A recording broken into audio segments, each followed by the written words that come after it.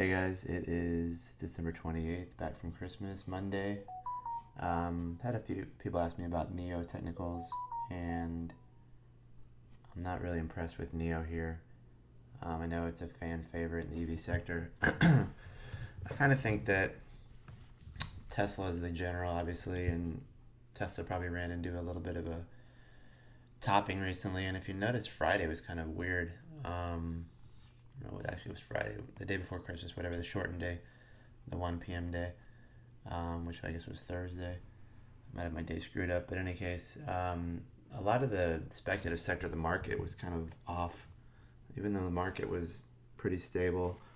A lot of the small cap speculative stuff that we follow in the EV and SPACs and everything looked a little bit weak, and there was definitely some money rotating out. And we look at NIO here on a 1 year pattern, we're still on the negative side on the MACD, and we're starting to curl back down again. I know we're up a little bit in pre-market here, but it's followed pretty much an exact Fibonacci retracement from the high to the low. I mean, my high is off a hair there, 57.14 on the fib, and we come back down to the low touch at 38.30, and we simply bounce, and now we're kind of in between the 61.8, which we literally tagged almost to the penny at the 49.96, and then the base at the 38.2. So I guess you'd say the bulls look a little bit stronger if we get above the midpoint at 47.74, but that is still to be determined. About a little bit of Alibaba. So can we base along this 45.50 area if we pull back again and then generate some power, and then we get the crossover and then we push higher and we break up to the 53 area? Or are we going to kind of just roll over quietly and kind of break further down? Get some nibbling stocks going on here.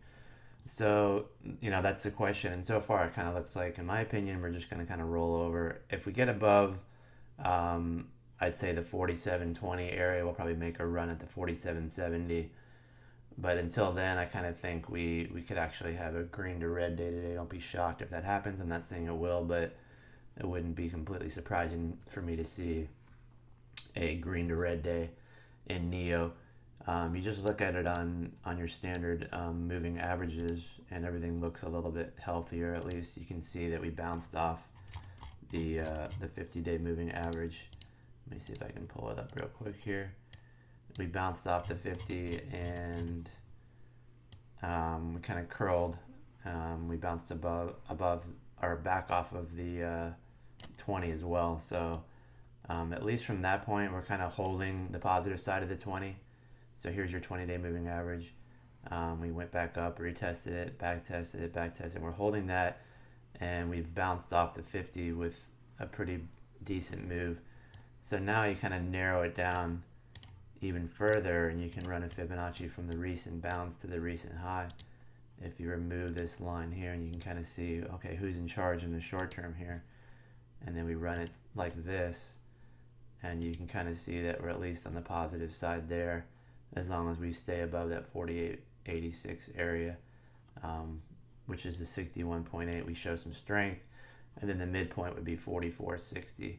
Where we start to give up the shorter term too, and then we probably do a retracement back to the bottom area. So kind of neutral to positive shorter term, longer term kind of negative to neutral, I guess you'd say, on NIO. I'd be a little cautious here, to be honest with you. We have seen some lessening in volume, but we also have some holiday seasonal aspects to that here too as well. So I wouldn't put too much into the decrease in volume on the pullback, which is what we do like to see. Like I said, it's probably because of the holidays, less traders being active here. So be cautious on NIO here. Short term is slightly positive, but longer term definitely looks a little bit more neutral until we get back above the 47 and change area for sure.